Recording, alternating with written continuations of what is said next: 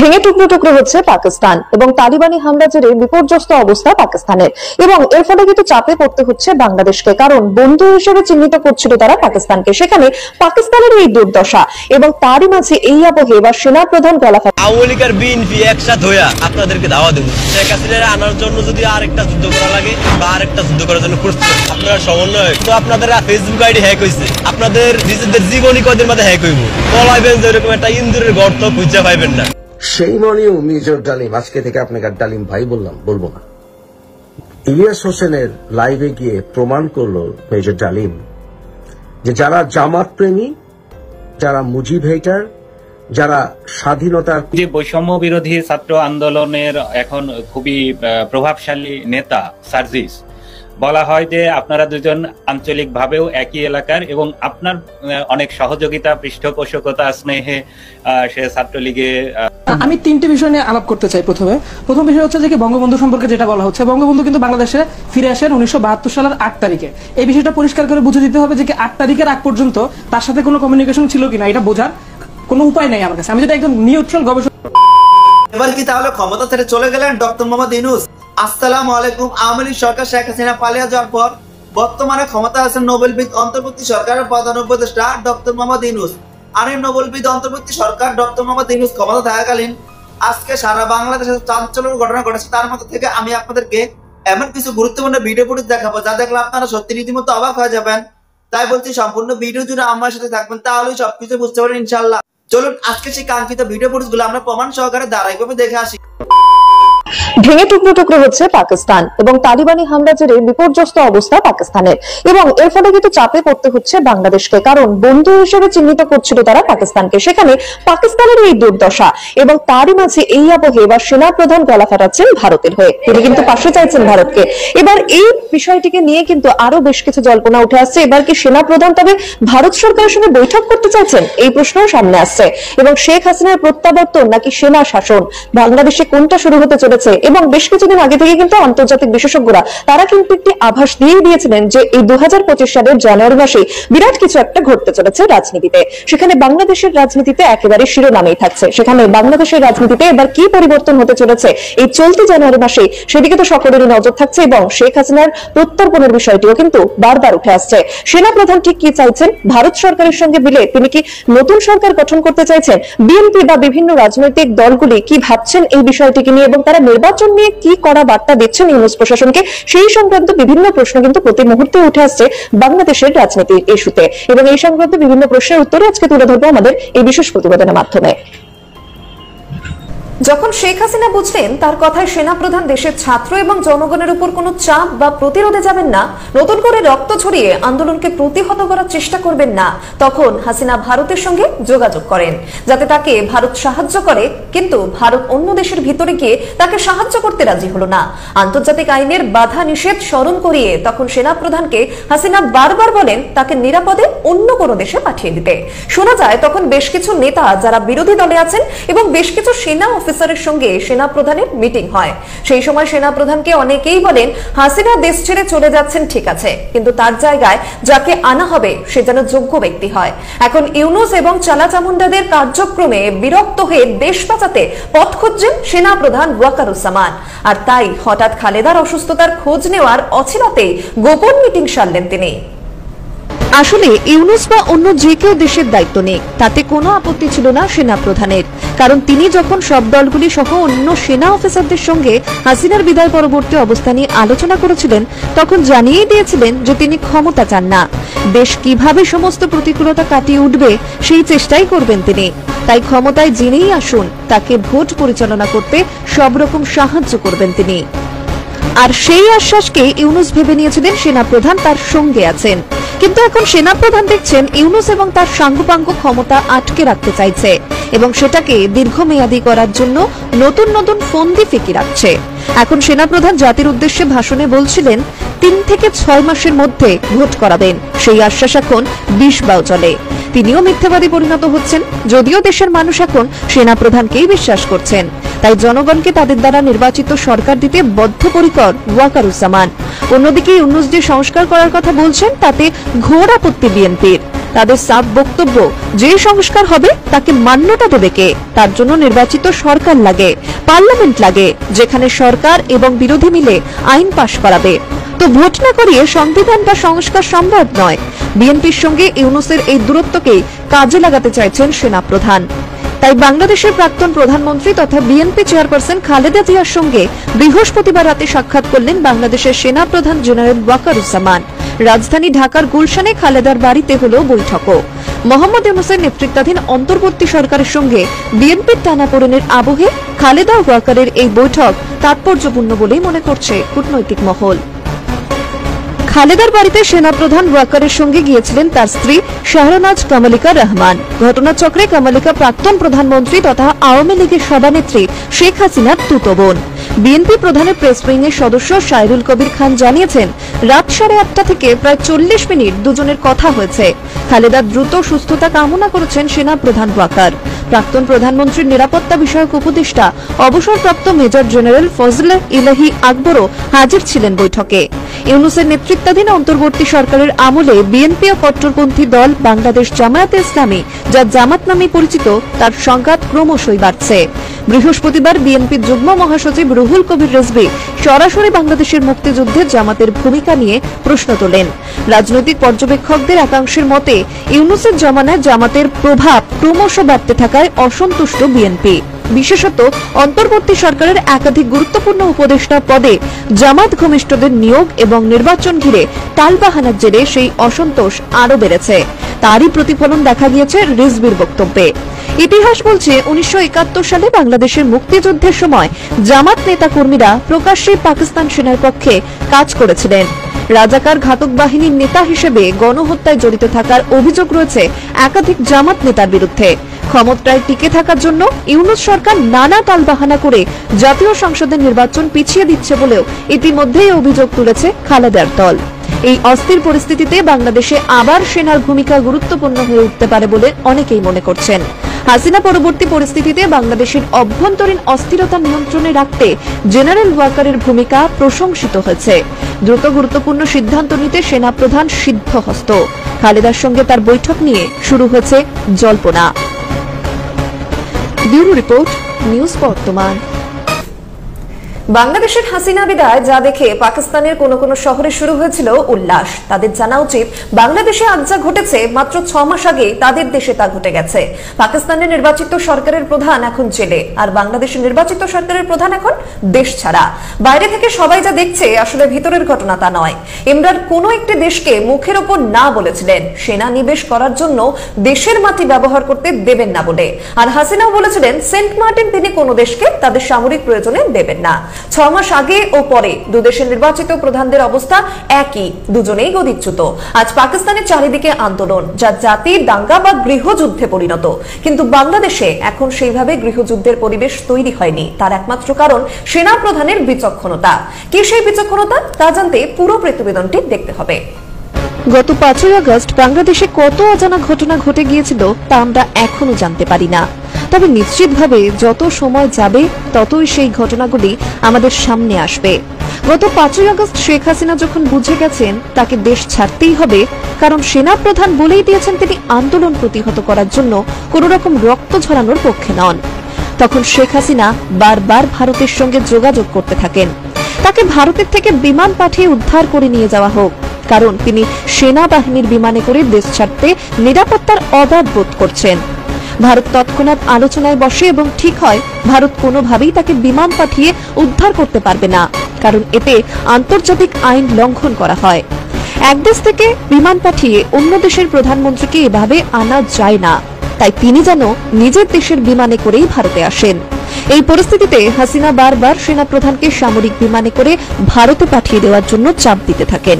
সেই অল্প সময়ের মধ্যে কি করা উচিত তাই নিয়ে চিন্তায় পড়ে যান সেনাপ্রধান।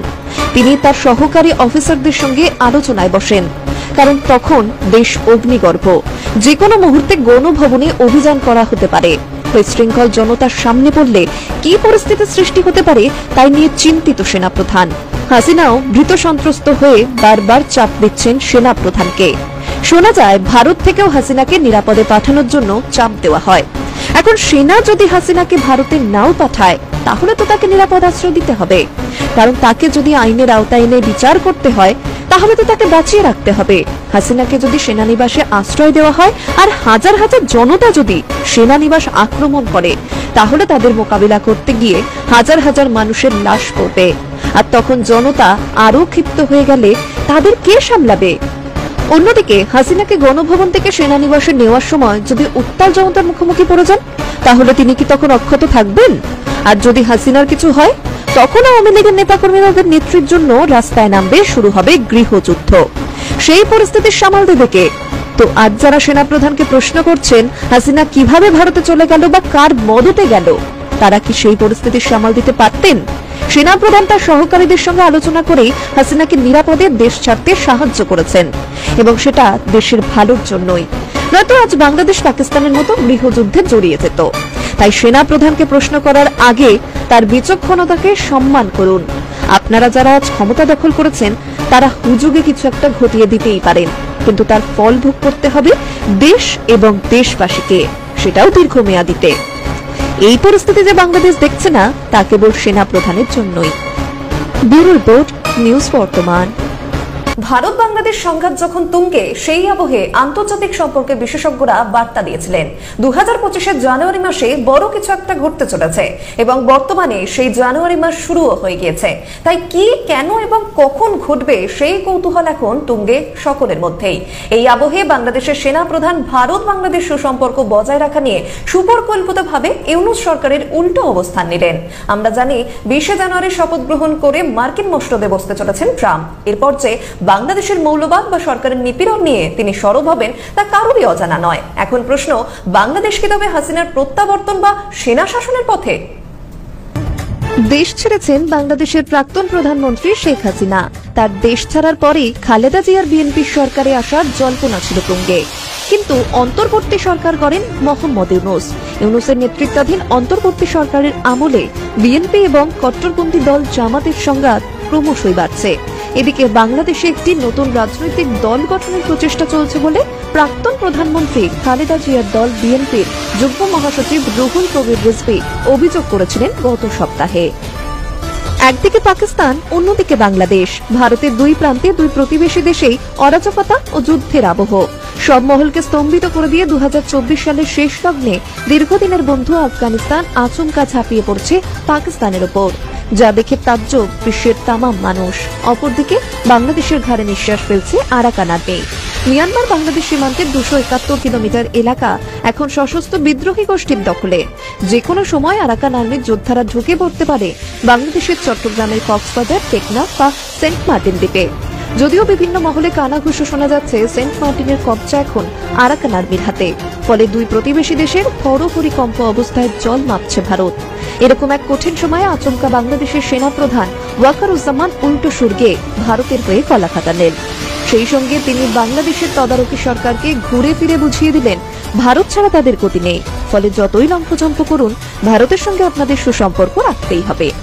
এই রাজনৈতিক টানাপোড়েনের মাঝেই বিএনপি চেয়ারপারসন খালেদা জিয়ার সঙ্গে দেখা করতে ঢাকার গুলশানের বাসভবনে গিয়েছিলেন সেনা প্রধান জেনারেল ওয়াকারুজ্জামান।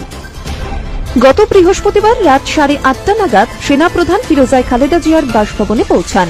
প্রায় 40 মিনিটের মতো সেখানে কথাবার্তা হয় তাদের এই সাক্ষাতের কথা আগে থেকে টের পায়নি কেউই। সেখান থেকে শুরু জল্পনা। ওই দিনই বিএনপি চেয়ারপারসনের মিডিয়া উইংসের সদস্য শাহরুল কবির খান জানান, রাত 8:30 গুলশানে বিএনপি চেয়ারপারসনের বাসভবনে আসেন সেনাপ্রধান। তিনি দেশনেত্রী খালেদা জিয়ার স্বাস্থ্যের খবর নিতেই মূলত এসেছেন। প্রসঙ্গত উন্নত চিকিৎসার জন্য চলতি সপ্তাহে খালেদা জিয়ার যুক্তরাষ্ট্রে যাওয়ার কথা রয়েছে। 79 বছর বয়সে খালেদা জিয়ার লিভার সিরোসিস, হৃদরোগে, ফুসফুস, আর্থারাইটিস, কিডনি, ডায়াবেটিস, চোখের সমস্যা সমূহ নানা রোগে ভুগছেন তিনি। অনেক আগেই উন্নত চিকিৎসার জন্য তাকে লন্ডনে নিয়ে যাওয়ার পরামর্শ দিয়েছে মেডিকেল বোর্ড। সোমবার বেলা 11টায় তিনি উন্নত চিকিৎসার জন্য লন্ডন যাবেন। এই সময় মেডিকেল বোর্ডের চিকিৎসক, নার্স ও ব্যক্তিগত সহকারী সহ মোট 15 জন তার সঙ্গে যাবেন। বিএনপি চেয়ারপারসনের মিডিয়া উইংসের সদস্য শাহরুল কবির খান আরো বলেন, বিএনপি চেয়ারপারসনের উপদেষ্টা কাউন্সিলের সদস্য মেজর জেনারেল ফজর এলাহি আকবর স্বাগতম জানিয়েছেন সেনাপ্রধানকে। বিএনপি চেয়ারপারসনের দ্রুত সুস্থতা কামনা করেছেন সেনাপ্রধানও। সেনাপ্রধানের সঙ্গে তার সহধর্মিণীও ছিলেন আমি তিনটি বিষয় নিয়ে আলাপ করতে চাই। প্রথম বিষয় হচ্ছে যে কি বঙ্গবন্ধু সম্পর্কে যেটা বলা হচ্ছে, বঙ্গবন্ধু কিন্তু বাংলাদেশে ফিরে আসেন 1972 সালের 8 তারিখে। এই বিষয়টা পরিষ্কার করে বুঝে দিতে হবে যে কি 8 তারিখের আগ পর্যন্ত তার সাথে কোনো কমিউনিকেশন ছিল কিনা, এটা বোঝার কোনো উপায় নেই আমার কাছে। আমি যদি একদম নিউট্রাল গবেষকের জায়গা থেকে চিন্তা করি, 1971 সালের 27শে অক্টোবর লন্ডন থেকে প্রকাশিত the Hampstead and Highgate express পত্রিকা গণহত্যা শহীদের সংখ্যা 20 লক্ষ উল্লেখ করে। আপনাকে বুঝতে হবে 16ই ডিসেম্বর একদিনে 30 লক্ষ মানুষ মারা যায় নাই, 25শে মার্চ থেকে শুরু হয়ে এই গ্রাফটা ধীরে ধীরে বাড়তেছে। আমি 27শে অক্টোবর একটা পত্রিকা কোট করলাম। 1971 সালের 23শে ডিসেম্বর পূর্বদেশ পত্রিকা বাংলাদেশে প্রকাশিত প্রথম উল্লেখ করে 30 লক্ষ মানুষকে হত্যা করা হয়েছে। 1971 সালের জানুয়ারি মাসের 3 তারিখে রাশিয়ার কমিউনিস্ট মুখপাত্র প্রাভদা পত্রিকাতে 30 লক্ষ মানুষ হত্যা করা হয়েছে, এই কথা পরিষ্কারভাবে উল্লেখ করা হয়। এরপরে ইএনএ পত্রিকা, মর্নিং নিউজ পত্রিকা, আমি চ্যালেঞ্জ করে বলছি 14টি পত্রিকা আমি উল্লেখ করতে পারবো বঙ্গবন্ধু যখন জানেন না বাংলাদেশ স্বাধীন হয়েছে তার আগে প্রকাশিত হয়েছে যে কি 30 থেকে 35, 37 লক্ষ মানুষ হত্যাকাণ্ডের কথা। সুতরাং বঙ্গবন্ধু কি মিলিয়ন বললেন না লাখ বললেন এই বিতর্কে ঢোকারই কোনো সুযোগ নাই, কারণ তার আগে আমি 14টা পত্রিকা ইন হ্যান্ড এখন আমি আপনাকে দেখাতে পারবো। দ্বিতীয় বিষয় হচ্ছে প্রাভদার কথা। আমি আমার গবেষণাটি শুরু করেছিলাম শর্মিলা বসুর ডেড রেকর্ডিং বইটা পড়ে। এটা বাংলাদেশের ইতিহাস, মুক্তিযুদ্ধ ইতিহাস নিয়ে সবচেয়ে ভয়ঙ্করতম একটি বই। আমি আপনাকে একটি কথা শুধু বলি, গবেষণা নিয়ে যেহেতু কাজ করার সুযোগ হয়েছে আমার, শর্মিলা বসুর বইতে একদম শেষ পৃষ্ঠার আগের পৃষ্ঠাতে উনি ড্রুমান নামক একজন সাংবাদিকের কথা বলেছেন। মানে একটি গবেষণার মেথোডোলজি তার ফলাফলকে কিভাবে প্রভাবিত করতে পারে। আমি একটা উদাহরণ দিই শুধু। তিনি বলছেন, বিবিসির একজন সাংবাদিক বলছেন 1971 সালে মুক্তিযুদ্ধের শহীদের সংখ্যা 2000। কারণ হচ্ছে তিনি বলতেছেন কোন মানুষ যদি শহীদ হয়ে তার নিকটস্থ ক্যান্টনমেন্টে গিয়ে অফিসারের কাছে রিপোর্ট করেন যে আমার ফ্যামিলি মেম্বার মিসিং, তাকে পাকিস্তান আর্মি মেরে ফেলেছে, তাহলে শুধু তাকে শহীদ বলবেন। এখন আপনি যদি সংজ্ঞা এটাকে করেন তাহলে মুক্তিযুদ্ধের শহীদের সংখ্যা আসলেই 2000। ঠিক একইভাবে শর্মিলা বসু রাজাকার, তারপর পাকিস্তান সেনাবাহিনী সবকিছু মিলিয়ে বলেছেন এই সংখ্যাটা হচ্ছে 50,000। 50,000 থেকে 1 লাখের মধ্যে একটা ফিগার। তিনি 7টা আলাদা কেস স্টাডি নিয়ে এসেছেন, আমার এই বইটা খুব ভালো করে পড়া আছে। তিনি পাকিস্তানে একটি গণহত্যার বিষয়ে যখন বাংলাদেশের সাথে কথা বলতেছেন, যেমন ধরুন চুপনগরে 1 ঘন্টায় 12,000 মানুষকে হত্যা করা হয়েছে। আমি যদি এটাকে এখন ওনার ওই হিসাবটা করি তাহলে আমি এখন মুক্তিযুদ্ধের ঘন্টা দিয়ে গুণ করলে আমি 50 লাখ, 70 লাখ, 80 লাখ কিন্তু দেখাতে পারবো। গণহত্যা এইভাবে কাজ করে না। বাংলাদেশে এখন পর্যন্ত আবিষ্কৃত বদ্ধভূমির সংখ্যা 6,000-এর উপরে। 942টি বড় বড় বদ্ধভূমি আছে যেখানে 1,000-এর উপরে মানুষ মারা গেছে। এবং গণহত্যা নির্যাতন গবেষণা কেন্দ্র বলছে প্রতিটি 1 বর্গ কিলোমিটারের ভিতরে একটির উপরে বদ্ধভূমি আছে, এবং সেটা আমি জলযন্ত্র ডাটা দিয়ে প্রমাণ করে দিতে পারবো। তো এখন মুক্তিযুদ্ধের শহীদের সংখ্যা একদম জেলাওয়ারি আপনি যেভাবে দেখতে চান, আমরা ডিজিটাল ম্যাপ করেছি, কোন জেলা আপনি ক্লিক করে দেখতে পারবেন যে এইখানে বদ্ধভূমি আছে, এখানে গণকবর আছে। এটা নিয়ে এই খেলাগুলো এখন আর আসলে করার সুযোগ নাই, এবং আমি তীব্র প্রতিবাদ করতেছি এই বিষয়টা। কারণ হচ্ছে শর্মিলা বসুর এই গবেষণাটা যে পাকিস্তান থেকে ফান্ডেড, এবং পরবর্তীতে এটা প্রমাণ করা যায় কিভাবে আমি দুই একটা যদি বলি। যেমন ধরেন তিনি বলছেন শহীদ রুমি সম্পর্কে যে পাকিস্তানিদেরকে হত্যা করে নাই, সে কয়েকজন চৌকিদারকে হত্যা করে বীর বলার চেষ্টা করছে। ফেরদৌসী প্রিয়বাসীর সম্পর্কে সে বলছে যে ফেরদৌসী প্রিয়বাসী পাকিস্তানি অফিসারদের সাথে নিজ ইচ্ছায় চলে গেছে। এইভাবে সে বলতেছে যে কি যে যেখানে আমাদের মেয়েদেরকে ঝুলিয়ে রাখা হতো, সে বলতেছে যে কি ফিজিক্সের ল অনুসারে এভাবে ঝুলিয়ে রাখা যায় না। কিন্তু বাংলাদেশের পদার্থবিজ্ঞানের বিভাগের প্রফেসররা কিন্তু আবার এটার উত্তর দিয়েছেন। আমাদেরকে গবেষণাগুলোর প্রত্যেকটা সাইডে বুঝতে হবে। এবং শর্মিলা বসুর এই বইটি কোনো গবেষণা গ্রন্থ নয়, শর্মিলা বসুর পিএইচডি ডেড রেকর্ডিং এর উপরে নয়, এটা তার একটি আলাদা লিখিত গ্রন্থ, এবং এটি পিয়ার রিভিউড নয়। যারা গবেষণা বোঝেন তারা বুঝবেন। এবং যেই গবেষণাগুলো বাংলাদেশ সম্পর্কে করা হয় তার কাউন্টার গবেষণাও কিন্তু আছে। রুডক্লিফ জোসেফ রামেল গবেষণা করেছেন, লিও কুপার গবেষণা করেছেন। পৃথিবীতে 17টা দেশে গণহত্যা পাঠ্য, এবং যেসব দেশে পাঠ্য সেখানে কিন্তু বাংলাদেশ নামক অধ্যায় আছে। এনসাইক্লোপিডিয়া ব্রিটানিকা, এনসাইক্লোপিডিয়া আমেরিকানা, তারা সবসময় বাংলাদেশের গণহত্যার কথা কেন 30 লক্ষ লিখবে? তাদের তো বিএনপি আওয়ামী লীগের রাজনীতির দরকার নাই, কারণ এটি গবেষণায় প্রমাণিত। লিও কুপারের বইটি আপনি যদি পড়েন, শরণার্থী শিবিরের 10 লক্ষ মানুষের হত্যার আশঙ্কার কথা তিনি বলতেছেন, সেখানে মাদার তেরেসার কথা আছে। তো সম্মানিত দর্শক, আশা করছি আপনারা সম্পূর্ণ ভিডিও পড়াটা মনোযোগ সহকারে দেখেছেন। অন্তর্বর্তী সরকারের প্রধান উপদেষ্টা নোবেলজয়ী ডক্টর মোহাম্মদ ইউনূস ক্ষমতা থাকাকালীন আজকে সারা বাংলাদেশে যেসব চাঞ্চল্যের ঘটনা ঘটেছে তার মধ্যে থেকে আমি আপনাদেরকে যেসব বাছাই করা ভিডিও ফুটেজগুলো দেখিয়েছি তাও বুঝতে পেরেছেন। এই বিষয়ে আপনাদের একটি মূল্যবান মতামত অবশ্যই কমেন্ট করবেন। চলুন আমরা এরই বিষয়ে আরো কয়েকটা ভিডিও ফুটেজ প্রমাণ সহকারে দেখে আসি।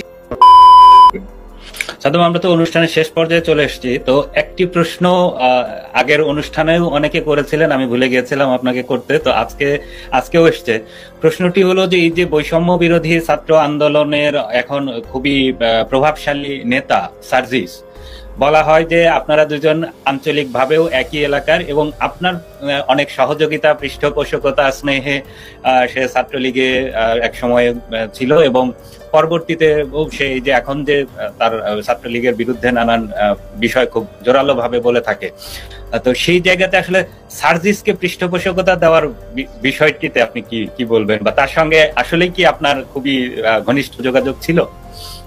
ধন্যবাদ এই বিষয়টি নিয়ে আসার জন্য। আমি সাধারণত নিজে থেকে ব্যক্তিগত বিষয়গুলো অনেক সময় ক্লিয়ার করি না, কারণ স্বাভাবিকভাবে আমি সংগঠনের দায়িত্ব থেকে সব বিষয়ে কথা বলা আমার জায়গা থেকে সবসময় সঙ্গত হয় না। নানা ধরনের কথাবার্তা সবসময় প্রচলিত থাকে, কিন্তু স্বাভাবিকভাবে আমি জানি, আমি আগেও ফিল করেছি যেটা কনফিউশন তৈরি করেছে অনেক ক্ষেত্রে, অনেক সময় ভুল মেসেজ দেওয়ার চেষ্টা করেছে এবং আমাদের অনেক পত্রিকাতে ভুলভাবে সেটা উদ্ধৃত করা হয়েছে, যেটির কারণে কিছুটা বিভ্রান্তি অবশ্যই ছড়িয়েছে। আপনি জানেন যে আমি বাংলাদেশ ছাত্রলীগের সভাপতি হওয়ার আগে আমাকে অনেকগুলো দায়িত্ব পালন করতে হয়েছে। বাংলাদেশ ছাত্রলীগের কেন্দ্রীয় কমিটির দায়িত্বে থাকা, ঢাকা বিশ্ববিদ্যালয়ের ছাত্রলীগ সাধারণ সম্পাদকের দায়িত্বে থাকা, ডাকসুর এজিএসের দায়িত্বে থাকা। ঢাকা বিশ্ববিদ্যালয়ের কয়জন শিক্ষার্থীর সঙ্গে আমার ছবি পাবে না এটি তো বলাই মুশকিল ছিল। ঢাকা বিশ্ববিদ্যালয়ের শিক্ষার্থীরা, আমি ঢাকা বিশ্ববিদ্যালয়ে ডাকসু নির্বাচন করার সময় আমি কোনো ধরনের ক্যাম্পেইন চালাইনি, কোনো ধরনের প্রচারণা চালাইনি, শিক্ষার্থীরাই আমার প্রচারণা চালিয়েছে এবং ঢাকা বিশ্ববিদ্যালয়ের 100 বছরের ইতিহাসে সর্বোচ্চ ভোট পেয়ে আমি ঢাকা বিশ্ববিদ্যালয়ে নির্বাচিত হয়েছি, এজিএস নির্বাচিত হয়েছি। শিক্ষার্থীরা ভালোবেসে আমাকে সেটি করেছে। তো সেটির কারণে শিক্ষার্থীদের সঙ্গে আমার একটি স্বাভাবিক সম্পৃক্ততা ছিল। সকল, বিশেষ করে প্রগতিশীল ছাত্র সংগঠন, সামাজিক সাংস্কৃতিক কর্মী যারা ছিল, সাধারণ শিক্ষার্থী যারা ছিল, তাদের সঙ্গে আমার যে ওতপ্রোত সম্পর্ক ছিল সংগঠনের কর্মী হিসেবে, সেটি বর্তমানেও রয়েছে। যে বিষয়টি এসেছে সেটি হচ্ছে যে বিশেষ করে যার নাম আপনি বললেন, অনেকগুলো ছবি থাকা, বিভিন্ন কর্মসূচিতে থাকা, একই জায়গায় বাড়ি এবং পদ পদবি কোনো কিছু আছে কিনা। প্রথম কথা হচ্ছে ছাত্রলীগ কিন্তু তার কোনো পদবি নেই। আর আমরা যখন ঢাকা বিশ্ববিদ্যালয়ের কেন্দ্রীয় ছাত্র সংসদ 2019 এটি ইলেকশন হলো, ইলেকশন অমর একুশে হল সংসদের যে সদস্য পদ, আপনি একটি হল সংসদের সদস্য পদ, সেটি ছাত্রলীগের সাংগঠনিক পরিচয় নেই, সদস্য পদে মনোনয়ন প্রদান করা হয়েছিল, এটি সত্য।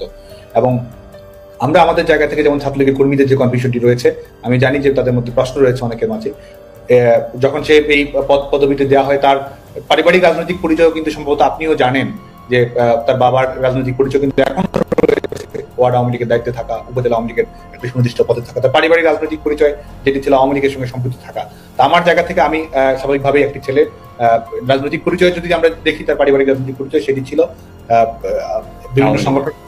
বিভিন্ন সংগঠনের সঙ্গে সম্পৃক্ত, ডিবেটিং ক্লাব সহ আনুষঙ্গিক আমাদের জেলা সংগঠনের দায়িত্বে থাকা, এই এবং আমাদের সঙ্গে যেহেতু কর্মকাণ্ড আসত, স্বাভাবিকভাবে একটি হল সংসদের সদস্য পদ মনোনয়ন করা এটি খুব বেশি কিছু নয়। এটা আমরা, আপনি জানেন যে আমাদের কতজন সদস্যকে মনোনীত করতে হয় গোটা বাংলাদেশ ব্যাপী, তো সদস্য মনোনয়ন করা হয়েছে এবং আমি কিন্তু আমি অবশ্যই সচেতন ভূমিকা পালন করেছি, এটিও আমি বলবো। কারণ পরবর্তীতে যখন ছাত্রলীগ একটি বিশ্ববিদ্যালয়ের হল শাখার, অমর একুশে হল শাখা ছাত্রলীগের পূর্ণাঙ্গ কমিটি গঠন করা হয়, পরবর্তীতে এটি দেওয়ার পরে যখন তার কিছু লেখালেখি আমি দেখেছি যে লেখালেখিগুলো আমাদের রাজনৈতিক দৃষ্টিভঙ্গির সঙ্গে যায় না। নারীদের স্বাধীনতার বিরুদ্ধে বিভিন্ন ধরনের লেখালেখি, এক ধরনের পলিটিক্যাল ইসলামের প্রতি এক ধরনের সিম্প্যাথি এবং এক ধরনের ধর্মীয় রাজনীতির প্রতি এক ধরনের আগ্রহ এবং আরো নানা কিছু বিষয়, যে বিষয়গুলো আমার কাছে পরিলক্ষিত হয়েছে, সেই বিষয়গুলোর আলোকে কিন্তু যে সিদ্ধান্ত গ্রহণ করা প্রয়োজন ছিল সেই সিদ্ধান্তই কিন্তু আমি গ্রহণ করেছি। এই একটি হল শাখা ছাত্রলীগের একটি পূর্ণাঙ্গ কমিটিতে পদের জন্য তারা কিন্তু সেই হলের যারা দায়িত্ব পালন করেছে তাদের কাছে কিন্তু ঘোরাঘুরি করা, লবিং তদবির করা এসবের মধ্যেই ছিল। আমি কিন্তু সেটিও অ্যালাউ করিনি। ছাত্রলীগের সাংগঠনিক কিন্তু পরিচয় আমি অ্যালাউ করিনি, কারণ আমি যখন জানতে পেরেছি যে তার পারিবারিক রাজনৈতিক পরিচয় যেটি হোক না কেন, তার রাজনৈতিক দৃষ্টিভঙ্গিটি এমন যেটি আমাদের একটি রাজনৈতিক ছাত্র সংগঠন যেটি আমরা একটি মূল্যবোধের প্রতিফলন করি সেটির সঙ্গে সামঞ্জস্যপূর্ণ নয়। আমি কিন্তু যখন আমি আমার জায়গা থেকে সচেতন ছিলাম বলে কিন্তু সেটিও আমি অ্যালাউ করিনি, যে কারণে কিন্তু ছাত্রলীগের কোনো সাংগঠনিক কাঠামোতে পদবি কিন্তু তাদের নেই। তো পরবর্তীতে এই কোটা সংস্কার আন্দোলনকে কেন্দ্র করে যে প্রেক্ষাপটটি তৈরি হয়েছে এটির কারণে বার্তা ছড়িয়েছে এবং একটি বিশেষ করে একটি দৈনিক যখন হেডলাইন করে যে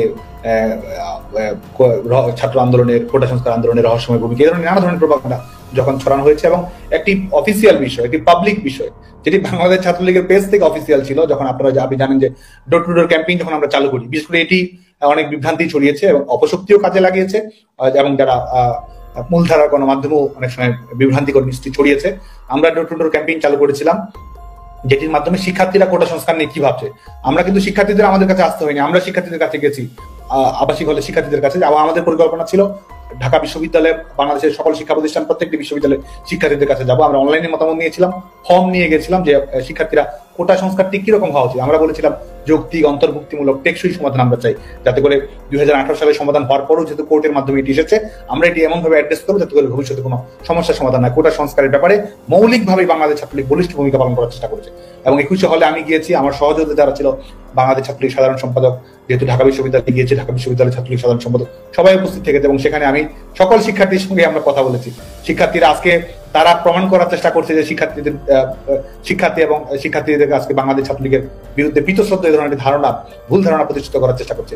সেখানে কিন্তু শিক্ষার্থীরা আমাদের কিভাবে ওয়েলকাম জানিয়েছে, শিক্ষার্থীরা কিভাবে আমাদের সঙ্গে আন্তরিকতার সঙ্গে কথা বলেছে, সেটির প্রমাণ কিন্তু আজকে গণমাধ্যমে খুঁজলেই, সামাজিক যোগাযোগ মাধ্যমে খুঁজলেই পাবে। সেখানে আমার আবাসিক কলেজের শিক্ষার্থী হিসেবে, একটি আবাসিক কলেজের শিক্ষার্থী হিসেবে তার সঙ্গেও দেখা হয়েছে এবং তার কাছেও সকল শিক্ষার্থীকে যেমন লিফলেট দিয়েছি, তাকেও লিফলেট দিয়েছে এবং সেটিকে পরবর্তীতে এটিকে বলা হয়েছে যে এটি একটি গোপন ভিডিও, এটির মাধ্যমে আন্দোলনে যোগসূত্রতা।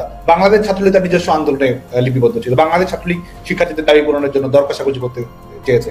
বাংলাদেশ ছাত্রলীগের রাজনীতিতে আওয়ামী লীগ আর বিএনপি একসাথে হইয়া আপনাদেরকে দাওয়া দেবো। শেখ হাসিনা আনার জন্য যদি আরেকটা যুদ্ধ করা লাগে বা আরেকটা যুদ্ধ করার জন্য প্রস্তুত, আপনারা সমন্বয় তো আপনাদের ফেসবুক আইডি হ্যাক হয়েছে, আপনাদের নিজেদের জীবনী কদের মধ্যে হ্যাক হইব, পলাইবেন যে এরকম একটা ইন্দুরের গর্ত খুঁজে পাইবেন না। যা শুরু করছেন দেশে 4 লাখ টাকার কম্বল দিতে যান, 8 লাখ টাকা বিমান ভাড়া দিয়া পাগলামি করেন। এই জন্য আমরা দেশের প্রয়োজনে, দশের প্রয়োজনে আওয়ামী লীগের চাই। আপনার বর্তমানে কিছু সমন্বয়কের মনে হয় চুলকানি উঠছে নতুন করিয়া, একা অ্যালার্জি বাইরে গেছে। আপনার বাংলাদেশের বৃহত্তর শক্তিশালী দল বাংলাদেশ আওয়ামী লীগ এটারে নিষিদ্ধ করতে চায়। আসলে এরা মনে হয় আওয়ামী লীগ কি আইজও বোঝে না। আমার মনে হয় এরা রাজনীতিতে অভিষেক হওয়ার আগে আরো বই ফইরা আসা উচিত আছিল, কারণ এরা আইজও রাজনীতির ভিতরে অংশ বোঝে না।